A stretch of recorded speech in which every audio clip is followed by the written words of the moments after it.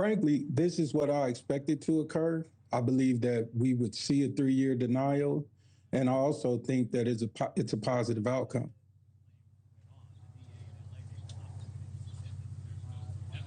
Have you spoken to Erik in the recent days or weeks? Do you know what his mood was leading up to this?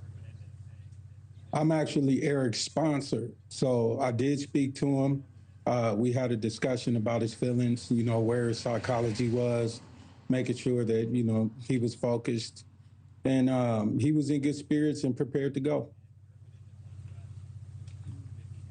And when you say you actually expected this, why do you say that? Well, I was sentenced to 31 years to life myself. I was housed with Erik when I went to board, and I received a 3-year denial. I also had a moderate risk assessment. I did an independent risk assessment with Dr. Vickery, and I ended up with a low moderate as a result of that. So I had a low moderate from Dr. Vickery, and I had a moderate from the CDCR psychologist. I received a 3-year denial. I went back to board in 18 months. So we hear 3 years and people think that this is such a victory. I understand that Hockman is going to celebrate it as a victory. As someone who went through this process, I can assure you that coming from life without the possibility of parole to 50 years to life to a 3-year denial, which is the lowest possible denial that an inmate can receive in the state of California, that this is a victory.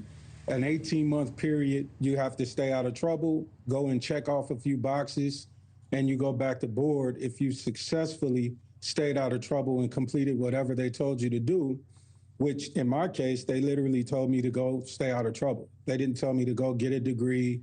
It was for time, literally just so that I do more time. Sometimes it's to create distance from your most recent disciplinary infraction, whatever period of time that may have been.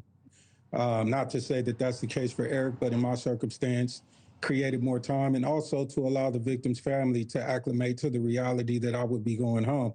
In this case, the victim's family is 100% of all living family members are actually requesting that allowing Erik be freed.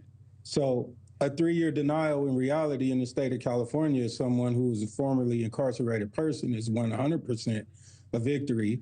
It's an 18-month period, not a 3-year period. It's an 18-month period. You return to board, and if you successfully completed what they've told you to do, you will be freed. Those who saw Charles Manson give 15-year denials, they can give you a 10-year denial, 7, 5 years, or 3. 3 is literally the lowest possible denial that the board could give you, and this is a victory for Erik Menendez.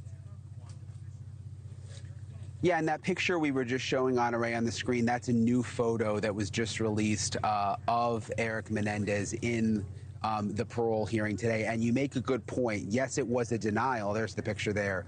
But the board has now given him the opportunity to come back in 3 years and attempt parole again. So you're right. I mean, if you've been in there your whole life for most of your life, more than 3 decades, and for much of it you thought you were going to have no chance of parole, to now know that you've just got to wait 3 more years and maybe you'll get a better shot that time is obviously positive in a sense, which isn't really the way that I thought about it initially. So I'm glad you brought that up, Honoré. There's something else I want to ask you, though. So you haven't heard all of the details from the hearing yet because it was all kept secret. But I was reading the notes all day long. We just weren't allowed to report it in real time.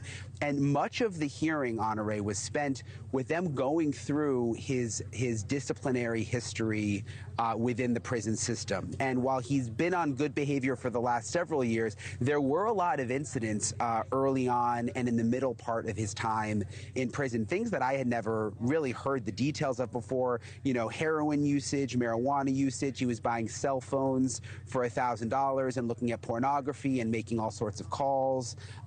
There was something about, which they didn't elaborate on. I didn't even understand how you could do this in prison, but something about him being part of a tax scheme, some kind of tax fraud scheme, which he admitted to. He admitted to being in a gang at one point. And when they made the decision, the board commissioner said, look, this isn't so so much about the crimes that you committed, as awful as they are.